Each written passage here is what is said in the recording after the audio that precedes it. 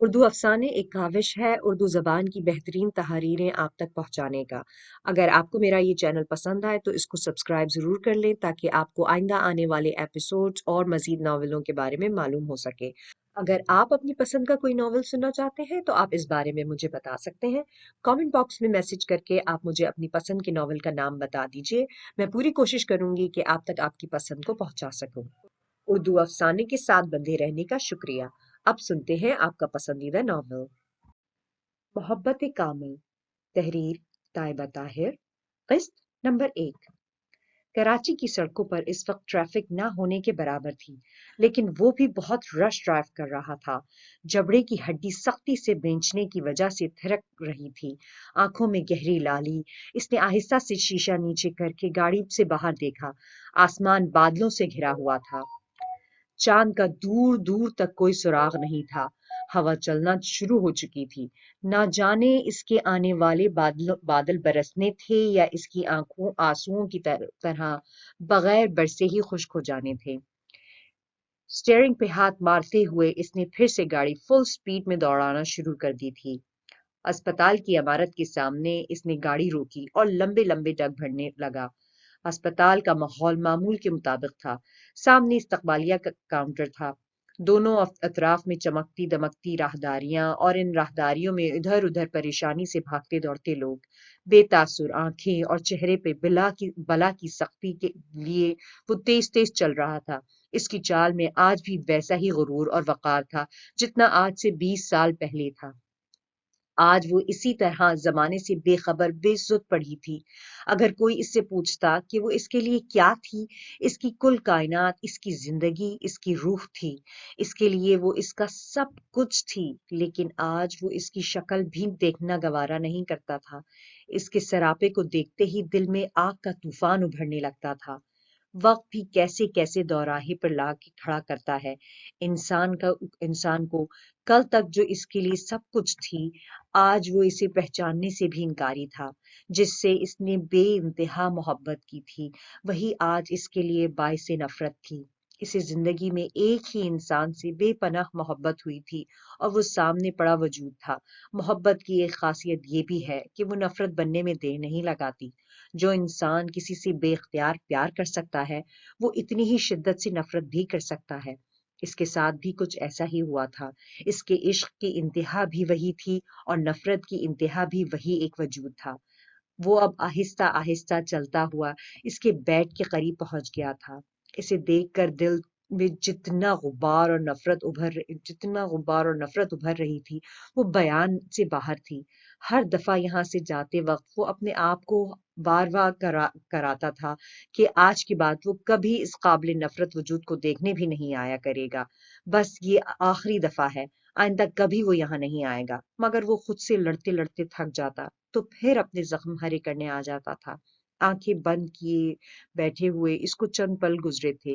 جب دوبارہ آنکھیں کھولی تو سرخ انگارہ ہو رہی تھیں، یوں جیسے وہ ابھی سب کچھ تہس نہس کر دے گا۔ بہت برداشت کے باوجود بھی جب ایک آنسو بہہ کر اس کے گالوں پر بکھر گئے، اپنے دونوں ہاتھوں میں سر کے بال جکڑے وہ بری طرح رو رہا تھا۔ بہت کوشش کے باوجود بھی اس سے ہمدردی نہیں کر پایا تھا۔ جتنی شدت سے اس نے محبت کی تھی، اتنی ہی شدت سے دل میں اس کے لیے نفرت بھی پروان چڑھ رہی تھی۔ وہ ایک جھٹکے سے اٹھا اور بالکل اس کے مد مقابل جا پہنچا۔ پھر دیکھتے ہی دیکھتے وہ آپے سے باہر ہو گیا۔ اس نے بہت بے دردی سے اس کے نیم مردہ وجود کو جھنجھوڑ دیا تھا، پھر ہذیانی انداز میں چیختے ہوئے اس نے اپنے دل کی بھڑاس اس پر نکالنی شروع کر دی تھی۔ جس آگ میں وہ خود جل رہا تھا، اسی آگ میں وہ اسے بھی جلانا چاہتا تھا۔ تم نے مجھے برباد کر دیا، تم قاتل ہو میری خوشیوں کی، تم نے مجھے برباد کر دیا ہے، میرا سب کچھ مجھ سے چھین لیا ہے، تم نے جیتے جی مار ڈالا، تم نے جھوٹ کہتی تھی تم کہ تمہیں مجھ سے محبت نہیں عشق ہے۔ کیا ایسا ہوتا ہے عشق؟ نفرت ہے مجھے تم سے، شدید نفرت۔ میرا بس چلے تو میں مار ڈالوں تمہیں، مگر میں تمہاری طرح ظالم نہیں ہوں، میں کسی کا قتل نہیں کر سکتا، لیکن میں تمہیں کبھی معاف نہیں کروں گا۔ تمہاری وجہ سے میری زندگی تباہ ہوئی ہے، میں تمہیں کبھی معاف نہیں کروں گا۔ میں چاہوں تو ابھی تمہارا گلا دبا دوں، تمہیں کوئی حق نہیں ہے زندہ رہنے کا۔ لیکن میں تم سے بدلہ نہیں لے سکتا۔ میں تمہاری طرح جابر اور منافق نہیں ہوں جو اپنا گھر بسانے کے لیے دوسروں کی زندگی سے کھیل جائیں۔ کاش تم دیکھ سکو کہ میرے دل میں تمہارے لیے کتنی نفرت ہے۔ میں نے تمہیں عشق کی انتہا تک چاہا تھا، لیکن تم اس قابل ہی نہیں تھی کہ تمہیں چاہا جا سکے۔ تم انسان نہیں ہو، ناگن ہو جو اپنے زہر سے دوسروں کو ڈستی ہے۔ میں چاہ کر بھی تم سے بدلہ نہیں لے سکتا۔ میرا معاملہ اللہ کے سپرد ہے، بس وہی اب تمہارا فیصلہ کرے گا۔ تمہیں تمہارے کیے کی سزا تو ضرور ملے گی۔ یاد رکھنا، جو دوسروں کی زندگی تباہ کرتے ہیں وہ خود کبھی خوش نہیں رہ سکتے۔ وہ مسلسل چیخ رہا تھا، اس کا چہرہ غصے سے لال ہو گیا تھا، مگر پھر بھی وہ اس پر چنگھاڑ رہا تھا۔ جب اس کا غصہ نکل گیا تو وہ کمرے سے نکل گیا۔ ہاسپٹل کی پارکنگ ایریا سے اپنی گاڑی نکال کر وہ تقریباً یہاں سے بھاگ جانا چاہتا تھا۔ جتنی نفرت وہ اس سے کرنے لگ گیا تھا، اگر اس کا اظہار کر دیتا تو شاید انسانیت کے رتبے سے ہی گر جاتا۔ اس لیے وہ جلد از جلد یہاں سے نکلنا چاہتا تھا۔ غصے اور تکلیف سے اس کی نسیں پھٹ رہی تھیں۔ کاش تم نے یہ سب نہ کیا ہوتا۔ بے بسی سے اس نے اپنے گھنے سیاہ بالوں کو مٹھی سے پکڑ کر جکڑا۔ پلیز آپ ایسا نہ کریں، پلیز ایک دفعہ آپ میری بات سن لیں۔ میرے پیرنٹس اس صدمے کو برداشت نہیں کر سکیں گے، وہ جیتے جی مر جائیں گے۔ اس کی سسکیاں، آہیں، اس کے آنسو، ایک ایک منظر جیسے کسی ناک کی طرح اسے ڈس رہا تھا۔ میں بے قصور ہوں، میرا یقین کیجیے، میں نے ایسا کچھ نہیں کیا۔ روتے ہوئے وہ اس کی منت سماجت کر رہی تھی۔ میں آپ کے پاؤں پڑتی ہوں، مجھے آپ جو مرضی سزا دے لیں، میں کبھی اف نہیں کروں گی، لیکن خدا کے لیے اتنا بڑا ظلم نہ کریں۔ میرے بابا اس صدمے سے مر جائیں گے۔ اس کی آہ و پکار، گریہ زاری، ایک ایک منظر نگاہوں کے سامنے گھوم رہا تھا۔ اس کی سسکیوں اور ہچکیوں کا شور اس کے کانوں کے پردے پھاڑ رہا تھا۔ بے بسی سے اس نے کانوں پر ہاتھ رکھ لیے تھے، لیکن آوازیں پھر بھی اس شور سے سنائی دے رہی تھیں۔ وہ اس کے قدموں میں جھکی ہوئی زندگی کی بھیک مانگ رہی تھی، لیکن اس کی آنکھوں پر تو جیسے پٹی بندھی ہوئی تھی۔ اس کا معصوم سا چہرہ، ڈری سہمی سی نازک سی لڑکی، شادی کی وہ پہلی رات۔ مجھے آپ سے کوئی گلہ نہیں ہے، یہ سب کچھ میرے نصیب میں تھا، اور نصیب سے کون لڑ سکتا ہے؟ اتنی چھوٹی عمر میں وہ اس سے وہ بات کہہ گئی تھی جو وہ تب سمجھ ہی نہیں سکا تھا، لیکن حیران ضرور ہوا تھا۔ دل نے چیخ چیخ کر کہا تھا کہ یہ لڑکی مجھ جیسے بے وفا انسان کے لیے نہیں ہو سکتی، اس کے لیے تو کوئی فرشتہ صفت، بہت ہی چاہنے والا انسان ہونا چاہیے تھا۔ وہ بے آواز رو رہا تھا، کبھی وہ بھی تو اس کے سامنے گڑ گڑا کر ایسے ہی روئی تھی۔ موسم طوفان بعد و بارہ کے اشاروں پر رقص کر رہا تھا۔ سپیڈ کم ہوئی اور گاڑی رک گئی۔ اس نے رومال سے اپنا چہرہ صاف کیا، آنکھیں رگڑی اور ہارن بجا کر تیسری بیل پر گیٹ کھل گیا تھا۔ بادل ایک بار پھر بڑے زور سے گرجے، بارش میں اور شدت آ گئی۔ کار آگے کو سرکی، مگر اس سے پہلے کہ گاڑی گیٹ سے اندر داخل ہوتی، بجلی زور سے چمکی۔ بادل دھڑ دھڑ گرجنے لگے تھے۔ بجلی کی چمک سے ایسے لگ رہا تھا جیسے فانوس روشن ہو گئے ہیں۔ وہ چونک اٹھا، اس کی نظریں گیٹ کے باہر بائیں ہاتھ پہ بنے چھوٹے سے سائبان تلے چھائے اندھیرے میں جم گئیں۔ آپ آ گئے صاحب جی؟ پٹھان چوکیدار نے بارش میں بھیگتے ہوئے اسے دیکھ کر پوچھا۔ ہاں۔ خان تم سوئے نہیں ابھی تک؟ لیکن اس سے پہلے کہ وہ فقرہ پورا کرتا، برق پھر کوندی۔ وہ تیزی سے کار کا دروازہ کھول کر باہر کو لپکا اور خان کی طرف بڑھا۔ بارش اور تیز ہوا کی پرواہ کیے بغیر وہ لمبے لمبے ڈگ بھر کے اندھیرے کونے میں پہنچا، جہاں دوبارہ برق نے اجالا کیا تھا۔ خان اٹھو، تمہیں سردی لگ جائے گی۔ اس نے بازوؤں سے پکڑ کر اسے اٹھایا۔ خان، اس نے آہستگی سے کہا۔ جی صاحب جی۔ میں نے تمہیں کتنی بار کہا ہے کہ تم میرا انتظار نہ کیا کرو، اس نے تھوڑی خفگی سے کہا تھا۔ وہ بارش میں تقریباً بھیگ چکا تھا۔ صاحب، آپ جانتا ہے ہم کو آپ کے بغیر نیند نہیں آتا۔ جب تک آپ گھر نہیں آتا ہم کو آپ کا فکر لگا رہتا ہے، وہ فکر مندی سے بولا۔ کم آن خان، میں کوئی بچہ تھوڑی ہوں جو تم میری فکر میں ہلکان ہوتے رہتے ہو۔ مجھ سے اتنی محبت نہ کیا کرو، اس نے مسکرا کر کہا۔ آپ جانتا ہے صاحب جی، یہ ہمارے بس کا بات نہیں ہے، ہم کو آپ کا بہت فکر رہتا ہے ہر وقت۔ अच्छा चलो छोड़ो इन बातों को, कमरे में आओ, गाड़ी गैराज में बंद करके मेरे कमरे में चले आओ जल्दी से। जी साहब जी। वो तामील हुक्म के लिए जल्दी से गाड़ी की तरफ बढ़ गया था। मुलाजिम तो सारे सो चुके होंगे। खान को अपने कमरे में आता देखकर इसने पूछा, जी साहब जी। इसने अपने मखसूस सा जवाब दोहराया।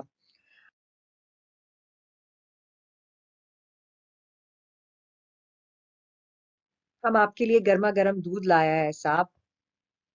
खान दूध का भरा हुआ जग और ग्लास लिए अंदर दाखिल हुआ था। वो जग मेज पर रखते हुए बोला, ये तो बहुत अच्छा किया खान। वो दूध का ग्लास में उंडेलते हुए बोला, फिर एक ग्लास इसकी तरफ बढ़ाया और एक खुद पीने लगा। हमको भूख नहीं है साहब। वो हिचकिचाया। झूठ ना बोलो खान, मुझे पता है तुम अभी तक भूखे बैठे होगे। इसने प्यार से डांटा। मजबूरन इसे पीना पड़ा। खान इसका बहुत पुराना मुलाजिम था। वो इससे बेतहाशा मोहब्बत करता था। खान इसे अपने बच्चों से बढ़कर चाहता था। साहब, एक बात पूछूं? वो अपनी जराबें उतार रहा था। हाँ पूछो। इसने एक नजर खान पर डाली। साहब, बीबी का तबीयत कैसा है अब? इसने डरते डरते पूछा। जैसे पहली थी। इसने जरा तवक्कुफ से के बाद फिर मुख्तसरन जवाब दिया। साहब, हम बीबी जी के लिए बहुत दुआ करता है। खान, मैंने तुमसे कितनी मर्तबा कहा है इस टॉपिक पे मुझसे बात नहीं किया करो। Leave this topic.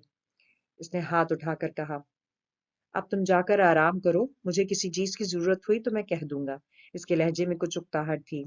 जी साहब जी। इसे पता था कि साहब को इस बात पर हमेशा गुस्सा आ जाता था, मगर खान भी मजबूर था अपनी आदत से। इससे हमेशा इसकी हालत के बारे में पूछता था। सुनहरी धूप निकली हुई थी। वो वो सुस्त रवि से बस स्टॉप से चलती हुई घर की तरफ जा रही थी। कंधे पे बैग लटकाए हुए, हाथ में पकड़ी ब्लू फाइल सीने से लगाए, वो इधर उधर से बेनियाज लंबे लंबे कदम उठाती हुई आ रही थी। धूप अपने जोबन पे थी। चलते चलते इसे पसीने आ रहे थे, जिसे वो बार बार साफ कर रही थी। जब वो घर पहुंची तो हमेशा की तरह मामा को प्यार करके अपने कमरे में आई। मामा ने शादी में जाने के लिए सारी पैकिंग कर ली थी। जब इसने अपनी पैकिंग भी देखी तो वो हैरान परेशान सी हो गई। सुबह कॉलेज जाते वक्त तो मामा को बता कर गई थी कि वो शादी में नहीं जाएगी, लेकिन फिर भी मामा ने इसके लिए कपड़े भी प्रेस किए हुए थे। यूनिफॉर्म चेंज किए बगैर ही वो इसी पोजीशन में बेड पर दोनों टांगों के गिर्द बाजू लिपटाए लपेटे बैठ गई। इसका दिल भर आया था। टप टप आंसू इसकी आंखों से यूं गिर रहे थे जैसे वो किसी खामोश झील में झरना गिरता हो। वो बेआवाज रो रही थी। "हीमन, महिमन कहाँ हो बेटा?" आमना बेगम इसे आवाजें लगाते हुए कमरे में आ गईं। मामा को कमरे में आता देखकर वो अपने आंसू छुपाने की नाकाम कोशिश करने लगी। मामा जो इसे रोते हुए देख चुकी थी, अगर वो ना भी देखती तो इन्हें तो भी इन्हें पता था कि वो इस वक्त मुहिमिन के दिल पे क्या गुजर रही है। अपनी बेटी को इस तरह रोते देखकर आमना बेगम का दिल भी बहुत दुखी हो जाता था। मुहिमिन, इसके करीब बैठते हुए उन्होंने इसे सीने से लगा लिया। मामा के गले लगकर इसे जैसे रोने का मौका मिल गया था। आमना बेगम भी इसे रोने दिया ताकि दिल का बोझ हल्का हो जाए। कुछ देर बाद उन्होंने इसे खुद से अलग किया और इसकी आंखों में देखने लगी, जो रोने से बिल्कुल सुर्ख हो गई थीं। महिमिन बेटा, कब तक ऐसे रोती रहोगी? मुझसे तुम्हारी ये हालत नहीं देखी जाती। आमना बेगम ने इसके आंसू साफ करते हुए रंजीदा होकर कहा। मामा, मैं रो तो नहीं रही थी, बस आंखों से खुद ब खुद ही आंसू निकले जा रहे थे। वो इनसे नजर चुराकर बोली। बेटा, जब दिल पर बांधे गए मोहब्बतों के बंध टूट जाएं तो वो आंसू बनकर खुद ही आंखों के रास्ते बहने लगते हैं। मामा, मैं बहुत कोशिश करती हूँ लेकिन कभी कभी मुझसे बर्दाश्त नहीं होता। ऐसा लगता है जैसे मेरा दिल फट जाएगा इस सदमे से। आमना बेगम को लगा कि जैसे किसी ने इनका दिल चीर कर निकाल लिया हो। महिमन, मेरी जान, मेरी बेटी। आमना बेगम ने इसे खींच कर खुद से लगा लिया। बेटा प्लीज, जब समझा लो खुद को, ऐसा नहीं कहते। उन्होंने इसका माथा चूमा। तुम जानती हो ना, अल्लाह के हर फैसले में मसलहत होती है और वो किसी पर भी इसकी बर्दाश्त से ज्यादा बोझ नहीं डालता। जी मामा, लेकिन मैं क्या करूं? मैं इस शादी में नहीं जाना चाहती, बल्कि ऐसी किसी भी जगह पर नहीं जाना चाहती जहां मेरे पापा की यादें हों। मुझे हर जगह पापा नजर आते हैं। हम कभी पापा के बगैर कहीं नहीं जाते थे। तो अब क्यों मामा? पापा क्यों चले गए हमें अकेला छोड़कर? मैं नहीं जाऊंगी मामा। اور ابھی تو پاپا کی ڈیتھ کو 2 ماہ بھی نہیں ہوئے. میں ابھی اس صدمے سے باہر نہیں نکلی ہوں. میں آپ کو چھوڑ کر نہیں جاؤں گی. ماما، مجھے ڈر لگنے لگ گیا ہے کہ کہیں آپ بھی ہمیں چھوڑ کر نہ چلی جائیں. میں کبھی نہیں جاؤں گی آپ کو چھوڑ کر. آپ کیسے ہمارے بغیر رہیں گی اکیلی گھر میں؟ بہت مشکل ہے یہ سب، مجھ سے نہیں ہوگا. پہلے کیا کبھی ہم لوگ اکیلے ایسے شادی میں گئے ہیں آپ کے اور پاپا کے بغیر؟ پہلے کی بات اور تھی بیٹا، لیکن اب ایسا نہیں ہے. سمجھنے کی کوشش کرو. تمہارے پاپا کتنا ایکسائٹڈ تھے اس شادی کے لیے. خود انہوں نے ہی تو بھائی کے ساتھ جا کر ڈیٹ فکس کی تھی. آمنہ بیگم نے اسے سمجھانے کی صحیح کی. لیکن ماما، اب پاپا نہیں ہے تو میں بھی نہیں جاؤں گی. آمنہ بیگم بیٹی کی کیفیت کو سمجھ سکتی تھی، لیکن وہ چاہتی تھی کہ معیمن شادی میں ضرور جائے تاکہ کچھ دیر کے لیے وہ اس غم سے نکل جائے. آمنہ بیگم کے بھتیجے کی شادی تھی. شادی کی ڈیٹ فکس ہو چکی تھی، ساری تیاریاں مکمل ہو چکی تھیں، لیکن معیمن کے پاپا کی اچانک ڈیتھ سے شادی کی ڈیٹ ملتوی ہو گئی تھی. لڑکی کے والد کا کاروبار دبئی میں تھا. وہ جلد از جلد بیٹی کی شادی کر کے واپس جانا چاہتے تھے. سالار صاحب اپنی بہن کی وجہ سے ابھی شادی نہیں کرنا چاہتے تھے، لیکن لڑکی والوں کے بھرپور اصرار پر جلدی شادی کرنا پڑی. یہی بات وہ مہیمن کو سمجھانے کی کوشش کر رہی تھی، لیکن وہ کچھ ماننے کو تیار ہی نہ تھی. بیٹا، میں تو بھول ہی گئی تمہارے ماموں آ رہے ہیں تم لوگوں کو لینے. اور لیکن ماما، مہیمن، اگر تم نہیں جاؤ گی تو تمہارے ماموں کو دکھ ہوگا بیٹا. آمنہ بیگم خود عدت میں تھیں، اس لیے وہ جا نہیں سکتی تھیں، لیکن وہ چاہتی تھیں کہ مہیمن اور بچے ضرور جائیں. اچھا ٹھیک ہے، آپ کی خاطر چلی جاتی ہوں. ماما کے اصرار پر اسے ماننا ہی پڑا تھا. آمنہ بیگم خوشی سے مسکرانے لگی. وہ جانتی تھیں کہ مہیمن ان کی بات ضرور مانے گی. وہ تھی ہی ایسی، ہر کسی کی بات ماننے والی. چلو شاباش، اب تیار ہو جاؤ. میں نے تمہارے کپڑے پریس کر دیے ہیں. تمہارے ماموں پہنچنے ہی والے ہوں گے. اور اب میری بیٹی کبھی نہیں روئے گی، پرومس. انہوں نے اپنا ہاتھ آگے بڑھایا تھا. معیمن نے آنکھیں صاف کرتے ہوئے کہا اور ان کا ہاتھ تھام لیا تھا. بیٹا، حقیقت کو تسلیم کر لینا ہی عقل مند انسان کی نشانی ہے. اب تمہیں ہر کام اپنے پاپا کے بغیر ہی کرنا ہوگا. اذان کو ہی دیکھ لو. بیٹا تم سے 3 سال چھوٹا ہے، لیکن تمہارے پاپا کے جانے کے بعد کیسے اس نے ہر کام سنبھال لیا ہے. تمہارے پاپا کی طرح تم لوگوں کا خیال رکھتا ہے. اتنی سی عمر میں کتنا بڑا ہو گیا ہے میرا بیٹا. آمنہ بیگم اپنے بیٹے کے صبر اور ہمت پر اللہ کا شکر جتنا ادا کرتی کم تھا. مہیمن، تمہیں یاد ہے تمہارے پاپا نے کبھی اسے شاپ تک بھی نہیں جانے دیا تھا. ہر کام خود کر کے دیتے تھے، لیکن اب دیکھو وہ اکیلا بینکوں کے چکر بھی لگا آتا ہے. اور میں چاہتی ہوں کہ میری مہیمن بھی اپنے بھائی کی طرح بہادر بنے اور حالات کا صبر اور ہمت سے مقابلہ کرنا سیکھے. چلو بیٹا، اب جلدی سے تیار ہو جاؤ اور پہلے کھانا کھا لو. میں ابھی لگاتی ہوں. جب سے کالج سے آئی ہو ایسی ہی بیٹھی ہو، کچھ کھائے پیے بغیر. آمنہ بیگم فکر مندی سے اسے دیکھنے لگی تو اسے مجبوراً اٹھنا ہی پڑا. اور ابھی اسے نماز بھی پڑھنا تھی. کھانا کھانے کے بعد اس نے ٹائم دیکھا تو ظہر کی نماز کا وقت ہونے والا تھا. اس نے جلدی جلدی وضو کر کے نماز پڑھی. دعا کے لیے ہاتھ اٹھائے تو آنکھیں بے اختیار ہی چھلک پڑی. یا اللہ، آج میرے پاپا نہیں ہیں. میں انہیں بہت مس کر رہی ہوں. یہ پہلی شادی ہے جس میں پاپا ہم لوگوں کے ساتھ نہیں ہے. میں پاپا سے بہت پیار کرتی ہوں. جب پاپا یاد آتے ہیں تو میرا دل کرتا ہے میں اتنا رہوں کہ پاپا واپس آ جائیں. پاپا مجھے کبھی رونے نہیں دیتے تھے. وہ کہتے تھے بیٹیاں روتے ہوئے اچھی نہیں لگتی. آج پاپا ہوتے تو کبھی مجھے رونے نہ دیتے. پاپا کیوں ہمیں چھوڑ کے چلے گئے؟ اللہ کیوں کیوں اتنی جلدی چلے گئے ہیں میرے پاپا؟ مجھے لگتا ہے میرا دل غم سے پھٹ جائے گا. مجھ سے برداشت نہیں ہوتا. جب میں روتی ہوں تو ماما کو بہت تکلیف ہوتی ہے اور وہ مجھے روتے ہوئے نہیں دیکھ سکتی. میں کیا کروں پھر؟ کس کے سامنے روں؟ صبح جب کالج جاتے ہوئے میں دیکھتی ہوں سب اپنے اپنے بچوں کی انگلیاں تھامے انہیں اسکول چھوڑنے جاتے ہیں تو مجھے پاپا بہت یاد آتے ہیں. پاپا بھی تو ہمیں ایسے ہی چھوڑنے جاتے تھے. وہ پھر رو پڑی تھی. اللہ پلیز مجھے صبر اور ہمت دے. اپنے لیے اور پاپا کے لیے بہت زیادہ دعا کر کے اس نے منہ پر ہاتھ پھیرا تھا. دعا مانگنے سے اس کے دل کو قرار آ گیا تھا. اس نے جائے نماز اکٹھا کیا اور ٹیبل پر تہ لگا کر رکھ دیا تھا. شام 6 بجے کے وقت سالار ماموں آ گئے تھے.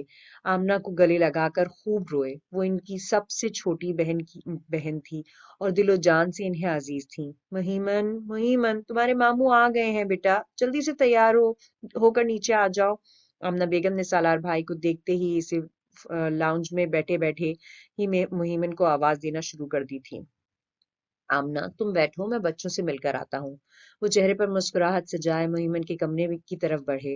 مہیمن جو تقریباً تیار ہو چکی تھی اور باہر جانے ہی والی تھی کہ اچانک ماموں کو دروازے پہ کھڑا دیکھ کر خوشی سے نہال ہو گئی۔ ماموں آپ آ گئے! اس کی آنکھیں نے دیکھ کر ایک دم چمک اٹھی۔ سالار نے آگے بڑھ کر اپنی بھانجی کو گلے لگایا اور پیار کیا۔ ماموں میں باہر آنے ہی والی تھی، اسے شرمندگی ہوئی کہ ماموں اسے خود اس کے کمرے میں ملنے آئے ہیں۔ کوئی بات نہیں بیٹا، میں نے سوچا ذرا دیکھوں تو صحیح کہ ہماری مہیمن ابھی تک تیار ہوئی یا نہیں۔ انہوں نے ہنستے ہوئے کہا۔ میں تو تیار ہوں ماموں جان، اس نے جلدی سے جوتا پہنا۔ چلو پھر چلیں باہر۔ انہوں نے اسے اپنے ساتھ لگا لیا، اس کی پیشانی پر بوسہ دیا۔ انہیں یاد تھا کہ جب گھر میں کوئی مہمان آتا تو مہیمن کی خوشی کی انتہا نہ رہتی تھی۔ وہ خود سارے گھر کی صفائی کرتی، ہر کام بھاگ بھاگ کر کرتی۔ ویسے تو خاور ہمدانی اسے گھر کے کاموں سے دور ہی رکھتے تھے کہ ابھی وہ بہت چھوٹی ہے اور پھر پڑھائی بھی کرتی تھی، لیکن مہمان کی آمد پر وہ آمنہ بیگم کے ساتھ مل کر سارا کام خود کرتی۔ اس نے اپنی دادی جان سے سنا تھا کہ مہمان اللہ کی رحمت ہوتے ہیں، جب بندہ مہمان کی خاطر تواضع کرتا ہے تو اللہ بہت خوش ہوتا ہے، اسی لیے وہ دل و جان سے مہمانوں کی خدمت کرتی۔ مہیمن ان کے سامنے رونا نہیں چاہتی تھی، کیونکہ اس کے پاپا کہا کرتے تھے کہ آنسو صرف اللہ کے سامنے بہاؤ اور مسکراہٹ اللہ کی مخلوق میں بانٹ دو، یہی بندگی کا تقاضا ہے اور انسانیت کی معراج ہے۔ سالار صاحب اسے ساتھ لیے باہر آئے اور مہیمن سے چھوٹے آلیان اور آذان اور فیضان سے ملنے لگے اور انہیں بھی پیار کیا۔ آمنہ میرا خیال ہے کہ اب ہمیں چلنا چاہیے، راستے میں بھی ٹائم لگے گا، گھر میں ابھی بہت سارے کام کرنے والے رہتے ہیں۔ انہوں نے ریسٹ واچ دیکھی جو 7 بجا رہی تھی۔ چلو بیٹا ماما سے ملو، ہمیں دیر ہو رہی ہے، انہوں نے بچوں سے کہا۔ آمنہ بیگم باری باری بچوں سے ملی اور پھر بھائی کے گلے لگ کر خوب روئیں۔ بھائی میرے بچوں کا خیال رکھنا، آج وہ پہلی دفعہ کسی تقریب میں اپنے ممی پاپا کے بغیر جا رہے ہیں۔ سالار صاحب جانتے تھے اس وقت آمنہ کے دل پر کیا گزر رہی ہے، انہیں آمنہ سے بہت پیار تھا۔ وہ بہن جو صبر و ہمت کا پیکر تھی آج ان کے سامنے رو رہی تھی، وہ اسے روتا ہوا نہیں دیکھ سکتے تھے۔ آمنہ تم فکر نہ کرو، مجھے اپنے بچوں سے بڑھ کے عزیز ہیں تمہارے بچے، میں نے ہر چیز لا کر دے سکتا ہوں سوائے باپ کے، میں باپ کے پیار کی کمی پوری نہیں کر سکتا۔ آمنہ تم اپنا خیال رکھنا، بچوں کی فکر نہ کرو۔ بہن کو خود سے الگ کرتے ہوئے وہ گاڑی میں جا بیٹھے۔ اب مزید وہاں ٹہرنے کی ان میں سکت نہیں تھی۔ بچوں کو گاڑی میں بٹھا کر آمنہ بیگم اپنے کمرے میں آئیں تو گھر ایسے سنسان اور ویران سا لگنے لگا جیسے یہاں صدیوں سے تنہائی نے بسیرا کیا ہوا ہو۔ دروازہ لاک کر کے وہ بیڈ پہ بیٹھ گئیں۔ سامنے دیوار پہ ان کے سرتاج اور دل و جان سے عزیز شوہر خاور ہمدانی کی تصویر لگی تھی۔ خاور آج میں اکیلی رہ گئی ہوں، آپ کہاں چلے گئے ہیں ہمیں چھوڑ کر؟ وہ اپنے آنسو روک نہ سکیں، بچوں کے سامنے وہ صبر کا دامن پکڑے رکھتی تھیں اور تنہائی میں اپنے دکھ پر آنسو بہا لیتی۔ شوہر کی اچانک موت کا صدمہ بہت بڑا تھا، ماں باپ پہلے ہی اس دنیا سے رخصت ہو چکے تھے۔ خاور ہمدانی ہارٹ اٹیک سے ایک رات اچانک اللہ کو پیارے ہو گئے تھے، بھری جوانی میں وہ اس دنیا سے چلے گئے۔ وہ بہت لونگ کیئرنگ اور اچھے انسان تھے، بچوں کے معاملے میں تو بہت ہی حساس تھے۔ مہیمن ان کی سب سے بڑی اور لاڈلی بیٹی تھی اور 3 بھائیوں کی اکلوتی بہن تھی۔ مہیمن کے بعد آذان تھا جو ابھی 14 سال کا تھا، اور پھر آلیان اور فیضان تھے۔ آلیان 10 سال کا تھا اور فیضان 9 سال کا تھا۔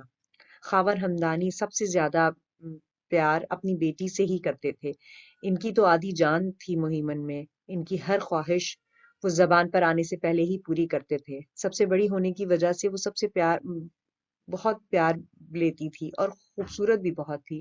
سرخ و سفید رنگ، خوبصورت براؤن آنکھیں، گھنی سیاہ پلکیں، سرخ گلاب کی پتیوں جیسے ہونٹ، تھوڑی پہ کالا تل اور لمبے براؤن خوبصورت بال جنہیں وہ ہر وقت بڑے سے دوپٹے میں چھپائے رکھتی تھی۔ وہ بالکل پریوں جیسی تھی اور چہرے پہ بلا کی معصومیت تھی۔ دادا دادی کی تو آنکھوں کا تارا تھی مہیمن، اور سب سے بڑی بات کہ وہ بہت زیادہ ذہین تھی۔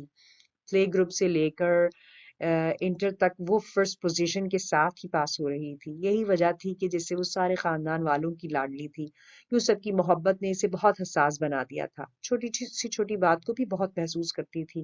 آمنہ سے زیادہ وہ خاور ہمدانی سے اٹیچ تھی۔ خاور اس کی ہر چھوٹی سے چھوٹی بات کو بھی بہت بڑا کر کے سیلیبریٹ کرتے تھے۔ جس دن مہیمن کا رزلٹ آنا ہوتا، خاور جو کہ بینک میں اکاؤنٹنٹ کی ہائی پوسٹ پر فائز تھے، صرف اور صرف اپنی بیٹی کے لیے اس دن آفس سے چھٹی کرتے۔ رزلٹ کا دن تو جیسے مہیمن کے لیے سولی چڑھنے کا دن ہوتا تھا۔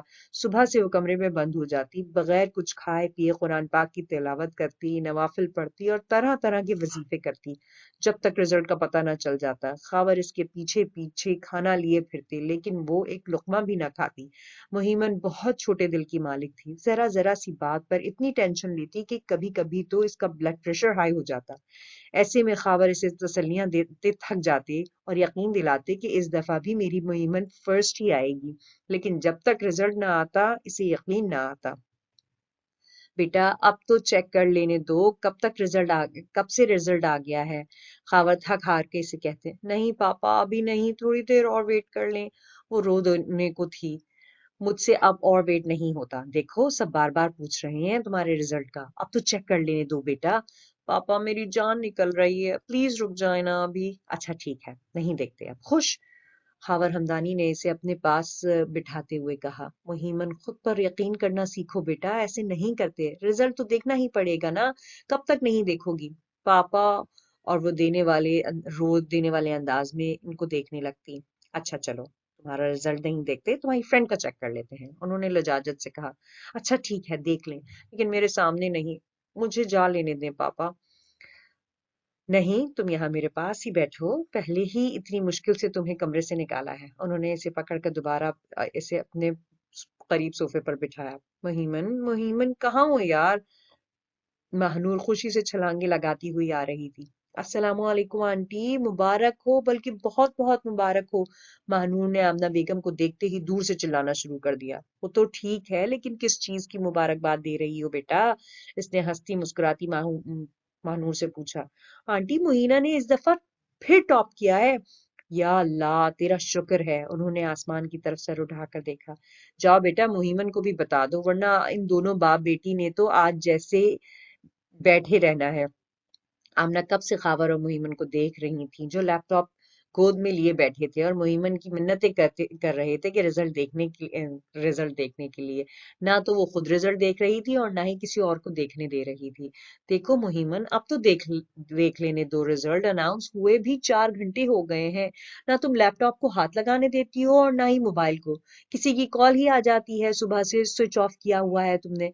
خاور اب تھک گئے تھے۔ انکل انکل، مہنور مہیمن کو ڈھونڈتے ہوئے خاور کے کمرے میں آ گئی تھی۔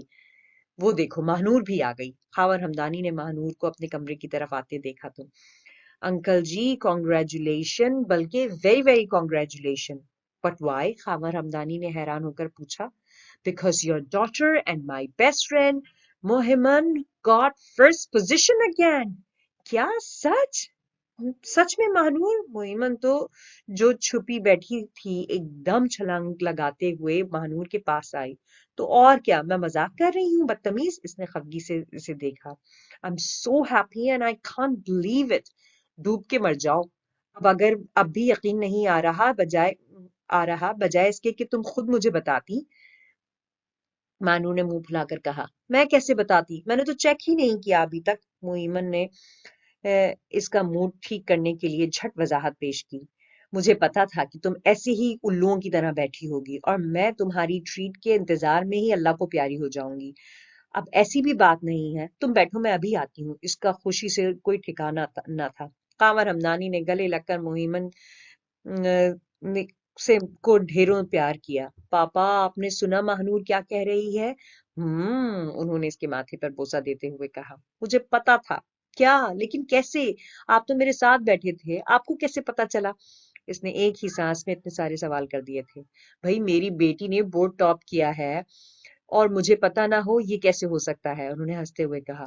پاپا یو چیٹر، اگر آپ کو پتا تھا تو مجھے کیوں نہیں بتایا؟ اب تم مجھے چیٹر کہو یا جو مرضی کہو، انہوں نے اسے چڑھانے والے انداز میں کہا۔ میں آپ سے ناراض ہوں، اس نے غصے سے منہ پھلایا۔ اچھا سوری بیٹا، مجھے بینک سے کال آئی تھی میرے باس کی، میں تو صبح سے تمہارے ساتھ بیٹھا ہوں، میں نے کون سا خود چیک کیا ہے؟ وہ تو اچھا، کب کال آئی تھی آپ کو؟ اس نے تفتیشی انداز میں کہا۔ کال؟ اس سوال پر خاور ہمدانی سر کھجانے لگی۔ اگر سچ بتاتے تو بھی مارے جاتے اور اگر نہ بتاتے تو بھی ان کی شامت آ گئی ہوتی۔ اچھا چھوڑو بیٹا، مجھے تو یقین نہیں ہو رہا، آ ہم دونوں چل کر دیکھتے ہیں۔ انہوں نے بڑی ہوشیاری سے بات بدل دی تھی۔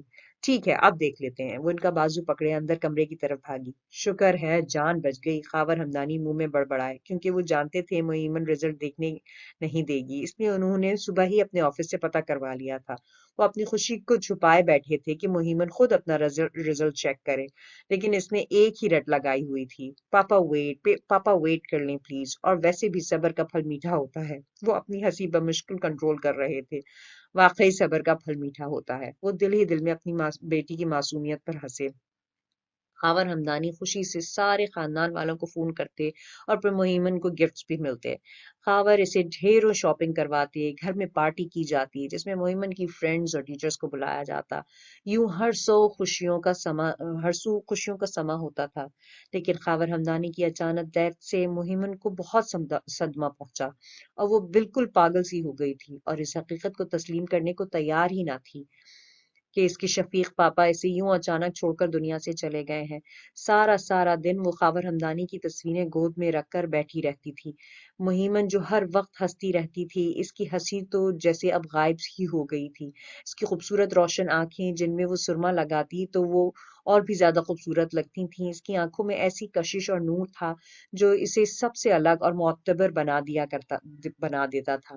اب وہی آنکھیں ویران اور گمسم ہو گئی تھیں۔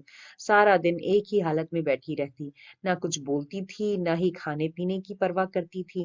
بیٹھے بیٹھے اچانک بے ہوش ہو جاتی۔ یہ صدمہ اس کے لیے بہت بڑا تھا۔ اس حادثے نے پہلے والی مہیمن کو مار ہی دیا تھا۔ اس کی شخصیت میں ایک ٹھہراؤ آ چکا تھا۔ شاہ نواز صاحب جو جوان بیٹی کی موت سے ڈہ ہی گئے تھے، لیکن وہ اپنے درد کو چھپانا جانتے تھے۔ مہیمن کی حالت دیکھ کر ان کا دل خون کے آنسو روتا۔ وہ اسے سمجھانے کی کوشش کرتے، پہلے کی طرح اس سے باتیں کرتے، اسے لمبی لمبی کہانیاں سناتے، صرف اور صرف اس لیے کہ مہیمن کو یہ محسوس نہ ہو کہ جوان بیٹی کی موت نے انہیں اندر سے توڑ دیا ہے۔ اپنے دکھ کو وہ اس پر آیا نہیں ہونے دیتے تھے اور صبر کی چادر اوڑھے رکھتے تھے۔ مہیمن جو بہت سینسیٹیو تھی، ہر بات کو محسوس کرنے والی، کبھی کبھی ان کے صبر پہ حیران رہ جاتی۔ وہ اسے خوش رکھنے کے لیے کیا کیا جتن کرتے تھے، لیکن ان کی آنکھیں مہیمن سے چھپی نہیں تھیں، جو بیٹے کی یاد میں رو رو کے خشک ہو گئی تھیں۔ آہستہ آہستہ اس نے بھی اس حقیقت کو تسلیم کر لیا کہ اب اسے ساری زندگی اپنے پاپا کے بغیر ہی گزارنی ہے۔ اسے صرف اور صرف اپنی ماما اور بھائیوں کے لیے جینا ہے، اور بوڑھے دادا دادی کے لیے جو اپنے غم کو بھلا کر اس کا خیال رکھتے ہیں۔ اب اس نے سب کے سامنے رونا چھوڑ دیا تھا۔ دادا جان کی طرح اسے بھی اپنے دکھوں کو چھپانا آ گیا تھا، جنہیں اس نے کئی بار راتوں کو اٹھ کر اپنے بیٹے کے لیے روتے دیکھا تھا۔ کتنے عظیم تھے اس کے دادا جان، جو اندر سے تو ٹوٹ گئے تھے لیکن کبھی زبان سے شکوہ یا ملال نہیں کرتے تھے، بلکہ ہر حال میں اللہ کا شکر ادا کرتے تھے۔ آخر وہ بھی ان کی ہی پوتی تھی، اس نے بھی خود کو سنبھال ہی لیا تھا، اس نے ہنسنا چھوڑ دیا تھا اور لبوں پر خاموشی کا لبادہ اوڑھ لیا تھا۔ وہ سب بچوں سے الگ تھی، دوسرے بچوں کی طرح نہ تو اسے کھیلنے کودنے کا شوق تھا اور نہ ہی شرارتیں کرنے کا۔ بچپن سے ہی وہ وقت کی بہت پابند تھی۔ جب فارغ ہوتی تو دادا جان اور دادی جان کے پاس بیٹھ جاتی، ان کے بچپن کی باتیں اور قصے کہانیاں سنتی۔ اس کے دادا جان بہت پڑھے لکھے اور نیک انسان تھے، وہ اسے بہت اچھی اچھی باتیں سناتے جس سے اسے بہت کچھ سیکھنے کو ملتا۔ اس کی ایک عادت بہت اچھی تھی کہ وہ ہر کسی کی بات سنتی تھی اور مانتی تھی۔ آمنہ بیگم ماضی کی یادوں میں گم ہو گئی تھیں، جہاں وہ اپنے شوہر کی رفاقت میں اپنے بچوں کے سنگ بہت خوش تھیں، لیکن ایک انسان کے چلے جانے سے ان کا گھر اجڑ سا گیا تھا۔ جس گھر میں ہر وقت ہنسنے کی آوازیں گونجتی تھیں، اب وہاں ہر وقت سناٹا چھایا رہتا تھا۔ آمنہ بیگم کبھی گھر سے باہر نہیں نکلی تھی۔ خاور ہمدانی ہر چیز انہیں گھر کی چار دیواری میں لا کر دے دیتے تھے۔ انہوں نے کبھی کسی چیز کی کمی محسوس نہیں ہونے دی تھی۔ انہیں عورتوں کا بلا وجہ گھر سے باہر نکلنا اچھا نہیں لگتا تھا۔ یہی وجہ تھی کہ آمنہ بیگم کم و بیش ہی گھر سے باہر جاتی تھیں، لیکن ان کے جانے کے بعد وہ بالکل تنہا ہو گئی تھیں۔ بچوں کو سنبھالنا ان کے لیے بہت مشکل تھا، خاص کر مہیمن کو جس کی جان ہی خاور ہمدانی میں تھی۔ لیکن ان کا بیٹا آزاد جو مہیمن سے 3 سال چھوٹا تھا، بالکل خاور ہمدانی جیسا تھا، عادات میں بھی اور کام میں بھی۔ وہ بہت ذہین اور سمجھدار تھا۔ اس نے کبھی آمنہ بیگم کو شوہر کی کمی محسوس ہونے نہ دی تھی اور نہ ہی کبھی انہیں شکایت کا موقع دیا تھا۔ خاور ہمدانی کی طرح ہی وہ اپنے بہن بھائیوں اور ماما کا خیال رکھتا تھا۔ جو کام وہ کرتے تھے ان سب کی اب اس نے ذمہ داری اٹھا لی تھی۔ اپنے پاپا کی طرح وہ چھوٹے بھائیوں کو مسجد میں لے کر جاتا اور خود انہیں اسکول بھی چھوڑنے جاتا تھا۔ اذان کے بعد عالیان اور فیضان تھے جو تقریباً ایک ہی جیسے تھے، بس 1 سال کا فرق تھا ان دونوں میں۔ عالیان 5ویں کلاس میں تھا اور فیضان 4ویں کلاس میں تھا۔ عالیان تھوڑا جذباتی اور لڑاکا قسم کا تھا، جبکہ فیضان اس کے بالکل الٹ تھا، لیکن مہیمن کی طرح وہ بھی سب سے چھوٹا ہونے کی وجہ سے بہت لاڈلا تھا۔ خاور ہمدانی مہیمن کے بعد سب سے زیادہ پیار فیضان سے ہی کرتے تھے، کیونکہ وہ بالکل مہیمن جیسا تھا، بہت کیوٹ اور حساس۔ لیکن خاور ہمدانی کی وفات کے بعد تو جیسے بچے سہم ہی گئے تھے، اتنے سمجھدار ہو گئے تھے کہ خود آمنہ بیگم بھی حیران رہ جاتی تھیں۔ اگر کبھی وہ دور رو رہی ہوتی تو فیضان ان کے پاس بیٹھ جاتا اور انہیں چپ کرواتا۔ ماما آپ کیوں رو رہی ہیں؟ وہ اپنے ننھے منھے ہاتھوں سے ان کے آنسو پوچھتا۔ آپ پاپا کو مس کر رہی ہیں نا ماما؟ آمنہ بیگم کا جواب نہ پا کر وہ پریشان ہو جاتا۔ مجھے پتا ہے آپ پاپا کو بہت مس کرتی ہیں، اسی لیے رو رہی ہیں۔ ماما جب آپ روتی ہیں نا تو میرا دل کرتا ہے میں بھی اونچی اونچی آواز میں رہوں، لیکن پتا ہے میں کیوں نہیں روتا؟ کیونکہ پاپا کہتے تھے جو لوگ بزدل ہوتے ہیں وہ ہیں وہی روتے ہیں، اور میں بزدل نہیں ہوں، میں بہت بہادر ہوں ماما، بہت بہادر۔ اور میری ماما دنیا کی سب سے اچھی ماما ہے۔ آئی لو یو ماما، آپ میری جان ہے ماما، میں کبھی آپ کو چھوڑ کر نہیں جاؤں گا، آپ کی ہر بات ضرور مانوں گا، اب میں شرارتیں بھی نہیں کروں گا اور آپ کو تنگ بھی نہیں کروں گا ماما، اسکول جاتے ہوئے آپ سے پاکٹ منی بھی نہیں لوں گا۔ اچھا بس بیٹا، اتنا پتا تھا، انہیں پتا تھا کہ اب وہ انہیں ہر بری بات گنوائے گا۔ آئی پرومس ماما، آپ جو کہیں گی وہی کروں گا، اور اگر عالیان مجھے مارے گا تو میں اس سے لڑائی بھی نہیں کروں گا، بلکہ آرام سے مار بھی کھا لیا کروں گا، کیونکہ جب ہم لڑتے ہیں تو آپ پریشان ہو جاتی ہیں نا، اسی لیے اب میں کبھی اس سے لڑائی نہیں کروں گا۔ اب تو آپ نہیں روئیں گی نا؟ اینڈ آف دی ایپیسوڈ، باقی سنیے آئندہ۔